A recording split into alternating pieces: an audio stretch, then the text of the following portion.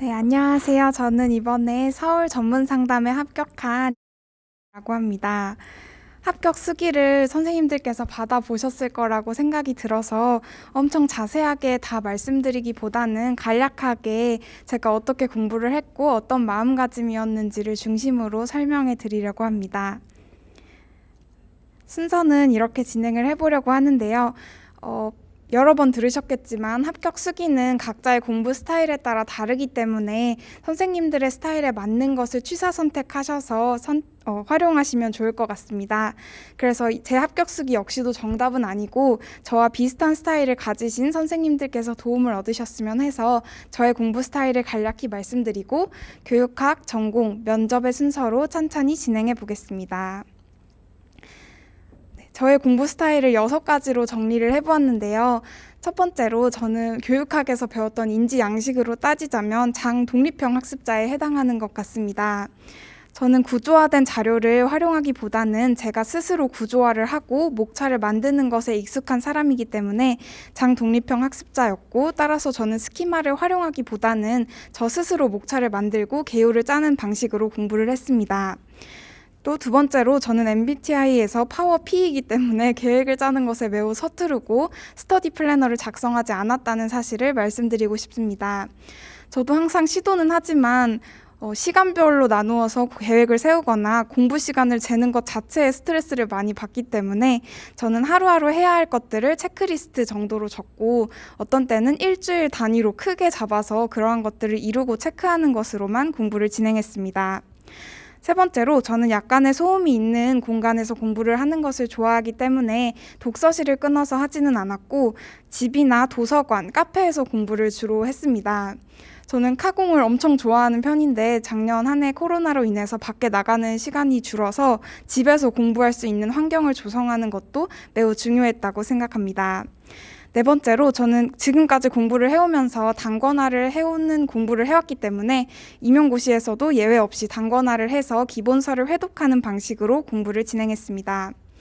또 다섯 번째로 저는 집중력이 높고 수면 시간이 매우 중요해서 잠을 자는 시간을 줄이지는 않았고 하루에 7에서 8시간 정도 잠을 자면서 깨어있는 시간에 최선을 다하자라는 멘탈로 공부를 했습니다. 마지막으로 저는 손으로 다 쓰면서 공부를 하는 스타일이기 때문에 공부를 할 때에도 회독을 할 때에도 읽으면서 옆에 종이를 두고 필기를 하고 목차를 써가면서 공부를 진행했습니다. 손목이 굉장히 강한 편이라고도 하는데도 손목 파스를 항상 붙였기 때문에 모든 선생님들이 손으로 다 쓰실 필요는 없다고 생각하고요. 타자를 이용해서 요약을 하면서 정리하시거나 퀴즈를 만들면서 공부를 하시면 그냥 읽는 것보다는 확실히 도움이 되실 것 같습니다. 교육학에 대해서도 간략히 말씀을 드리려고 하는데요. 2월 말쯤이니까 모두 인강이나 직강 등은 결정하셨을 거라고 생각이 듭니다. 저의 경우는 학부를 병행했기 때문에 인강을 선택을 했고 제가 원하는 여기에 나와 있는 여러 기준들을 고려해서 어떤 한 강사님을 선택하여 인강으로 수강하였습니다. 교육학의 경우는 상반기에는 주 이틀을 투자해서 아예 교육학만 하는 날짜를 이틀 정도로 잡아서 공부를 했었고요. 하반기에는 거의 매일 조금씩 하는 방식으로 분산학습으로 바꾸어 갔습니다. 그리고 제가 선택한 강사님의 경우에는 요약 노트가 있었기 때문에 저는 제가 원래 단권화를 해오는 공부 방식이었기 때문에 이러한 요약 노트에 개념들을 단권화해서 그것을 여러 번 반복하는 방식으로 공부를 했습니다. 또 하반기에는 모의고사를 거의 매일 또는 주 한 5회 정도는 풀었던 것 같은데 그때마다 시간을 재면서 손으로 직접 푸는 것이 매우 중요하게 작용했다고 생각합니다. 타이핑을 하시거나 개요도만 짜고 넘어가실 수도 있는데 손으로 그걸 처음부터 끝까지 A4 2장 정도를 채워서 쓰는 걸 직접 연습을 해보셔야 시간에 맞게 작성하는 것도 감이 잡히기 때문에 직접 손으로 푸시기를 꼭 추천드립니다. 또 마지막에 나와 있는 거는 작년 임용 기출을 보셨는지 모르겠지만 점점 사례와 활용 방안을 묻는 방향으로 출제가 되고 있는 것 같습니다. 따라서 시험 당일날에 문제를 받았을 때 아무것도 모르는 사람에게 설명한다는 마음가짐으로 최대한 풀어서 구체적인 사례와 방안을 작성하시는 것이 교육학에서 고득점을 받으실 수 있는 방법이 아닐까 생각합니다. 네, 전공에 대해서 말씀드릴 건데요. 전공에서 제가 상당히 고득점을 받아서 많은 선생님들께서 어떤 방법으로 공부를 했냐고 많이 물어봐 주시는데 특별한 방법이 있었던 건 아닌 것 같습니다. 기본서를 중심으로 여러 번 반복을 했고 워낙 이진영 교수님의 강의 교재가 좋기 때문에 그곳에 단권화를 해서 여러 번 보시면 여러분들도 하실 수 있을 거라고 생각합니다. 전공의 경우는 우리가 배웠던 단어들이 있기 때문에 1, 2월 달에는 조금 흥미롭고 재밌을 수가 있어요. 하지만 뒤로 갈수록 양이 너무너무 많기 때문에 점점 치이고 질리는 경험을 하실 수도 있습니다. 따라서 지금의 그 좋아하는 마음을 변치 않고 가져가시면 가장 좋을 것 같아요.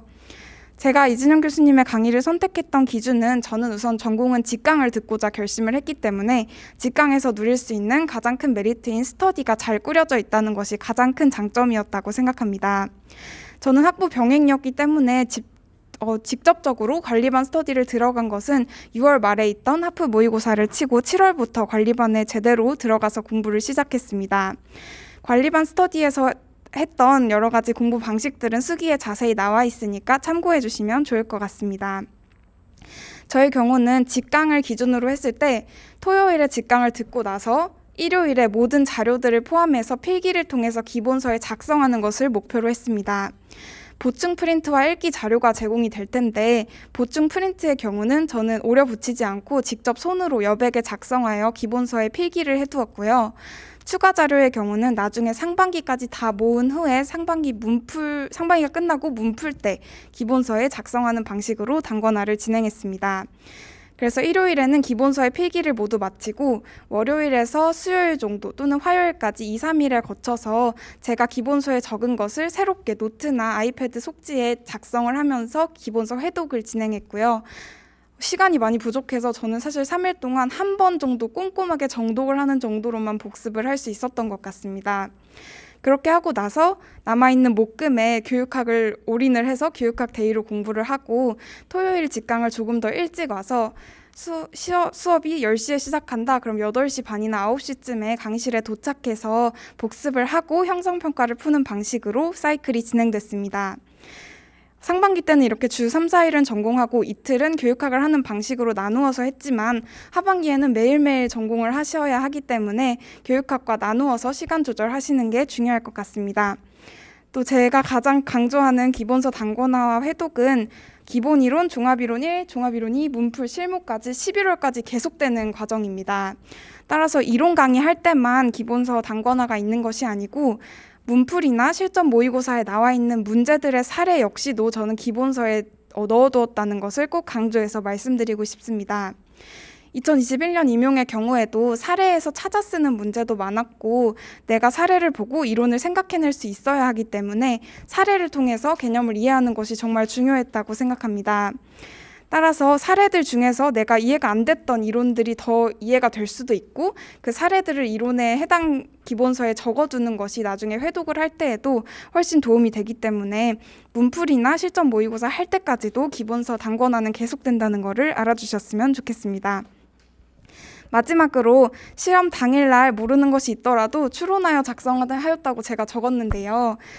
제가 사실 1차 시험이 끝나고 칼체로 채점을 했을 때는 전공만 60점 초반 정도로 예상을 했었습니다.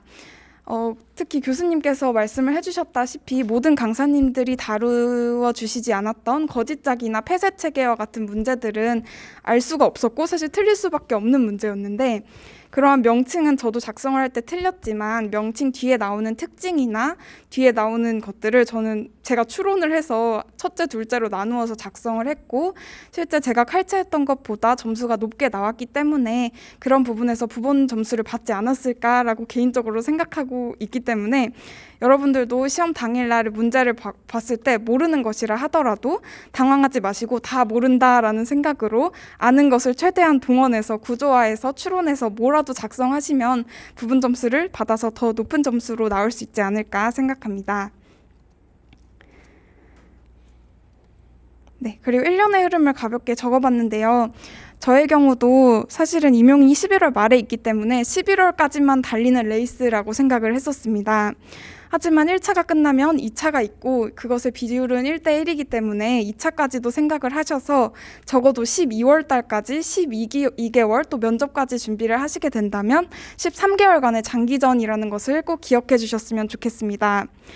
따라서 이 과정에서 건강관리가 정말 중요하다고 생각이 들고요. 영양제 가능하면 챙겨 드시고 산책 가능하면 하시고 운동하시는 게 있다면 계속 하시면 정말 좋을 것 같습니다. 또 뒤로 갈수록 점점 허리도 아프고 자세도 삐뚤어질 수 있기 때문에 집에서 공부를 할 때 활용할 수 있는 다양한 아이템들을 활용하시면 최대의 효과로 공부를 하실 수 있지 않을까 생각해요. 특히 코로나가 요즘은 정말 심하기 때문에 코로나에 걸리지 않을까라는 걱정만으로도 스스로 스트레스를 많이 받으실 수 있기 때문에 웬만하면 방역 수칙을 지키고 코로나를 조심하는 방향으로 집공을 하시기를 추천드립니다.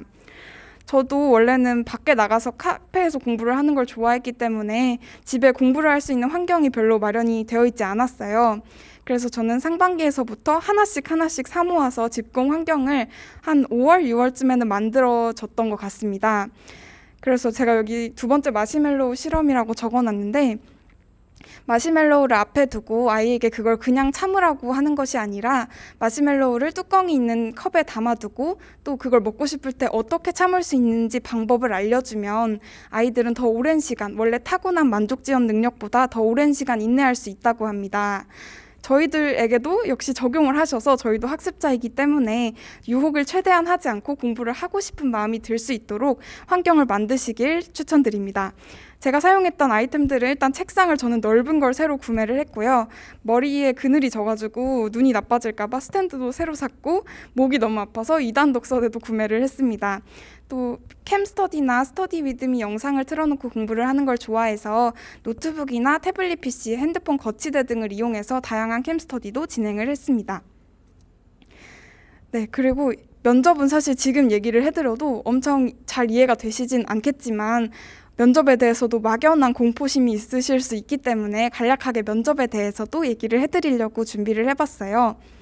우리가 11월에 임용고시를 치고 나면 11월 말에 치고 바로 12월 말에 결과가 나오기 때문에 12월이라는 한 달이 공백으로 남게 됩니다. 그때는 결과를 모르더라도 내가 합격할 수 있기 때문에 면접을 반드시 준비하셔야 하는데요. 그 12월에 바로 면접 준비를 시작하셔야 하고 희소학원에서도 아마 시험 끝나고 일주일쯤 뒤부터는 특강 같은 거를 마련해 주실 거예요. 그래서 그 일정을 맞춰서 내가 12월에는 면접 준비를 해야 되는구나 라고 생각을 하고 계시면 좋을 것 같습니다. 제가 면접을 준비했던 방식은 4가지로 나눠서 진행이 되는데요. 첫 번째는 교육적 개념과 시책 용어를 자신이 지원한 지역에 맞게 공부를 하셔야 합니다. 저의 경우는 자체 출제 지역이었기 때문에 시책을 따로 공부하는 것이 중요했고요. 이것은 면접 책이나 또는 면접 인강을 초수인 경우에는 들으시는 것도 좋을 것 같습니다. 두 번째로는 상담적 접근에 대해 정리를 해야 하는데요. 지금 사실 면접 기출을 보기 사항을 보시더라도 이런 문제에 뭐라고 대답하지? 라고 막막함이 앞서실 수 있습니다. 이것은 12월에 구조화하는 연습을 하시면서 실제적인 상황에서 개수를 따져서 방법을 채우는 걸 연습하시게 될 거기 때문에 지금은 상담 실습이나 이상심 과목을 열심히 공부해 두시는 것이 추후에 큰 자산이 될 거라고 생각합니다. 각각의 학생들의 문제 유형별로 어떠한 도움이 제공되면 좋을지 우리가 1차를 공부할 때도 공부를 하기 때문에 저는 12월에도 이 2과목을 책꽂이에 꽂아놓고 많이 찾아서 봤었습니다. 따라서 1차 공부에 충실하시면서 면접 준비도 하시면 좋을 것 같습니다. 실전이나 실연 연습은 스터디를 통해서 많이 말을 하면 할수록 늘기 때문에 12월에 하셔도 충분하고요.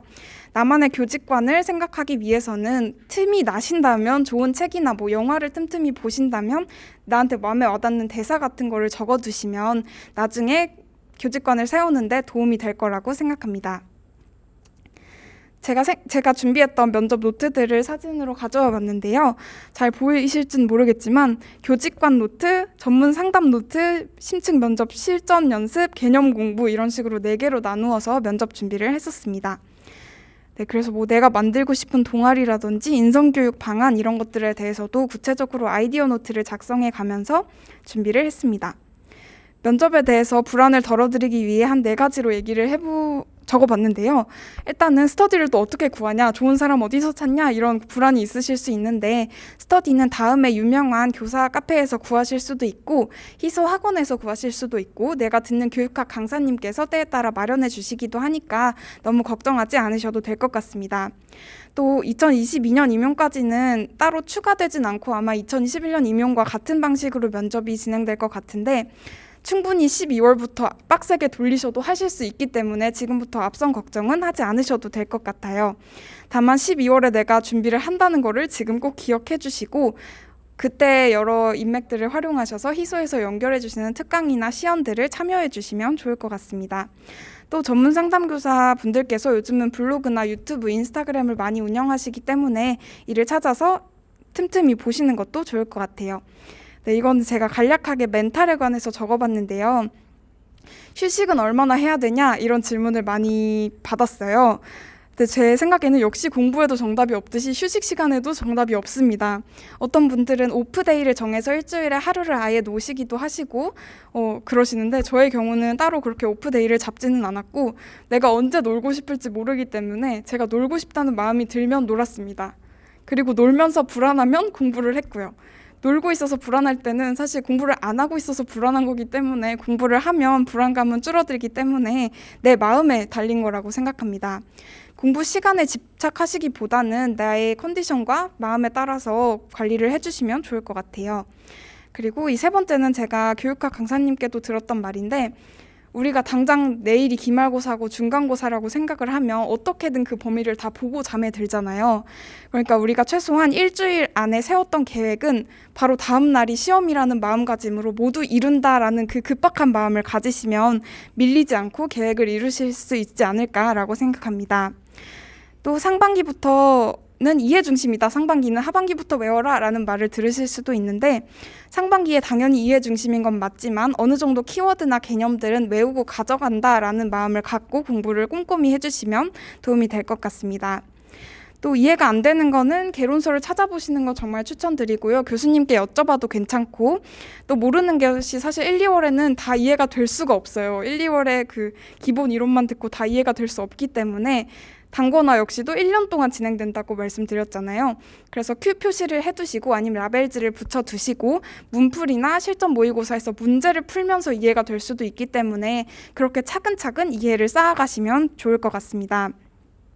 마지막으로 불확실성에 대한 인내도 적어봤는데요. 정말 제가 임용을 1년 동안 준비하면서 가장 많이 느꼈던 것 같아요. 임용이라는 게 결과를 지금 알 수도 없고 사실 1차를 치고 나서도 한 달을 기다려야 되고 면접을 치기 전까지도 기다려야 되고 면접 끝나고도 2주를 기다려야 되고 하기 때문에 내가 알 수 없는 결과에 대해서 사서 걱정을 하지 마시고 잘 안 되겠지만 물론 내가 해결할 수 없는 것은 시간에 맡기고 현재에 충실하시다 보면 내년에 이 시점쯤에 지금 듣고 계시는 선생님들도 합격 수기를 나누어주고 계실 수 있지 않을까라고 생각합니다. 네, 공부 방법에는 정답이 없기 때문에 저의 영상 역시도 참고로만 하셔서 선생님들께 맞는 공부 방법으로 조금이라도 더 행복하고 알찬 공부하셔서 내년에 교직에서 함께 만나실 수 있기를 희망합니다. 들어주셔서 감사합니다.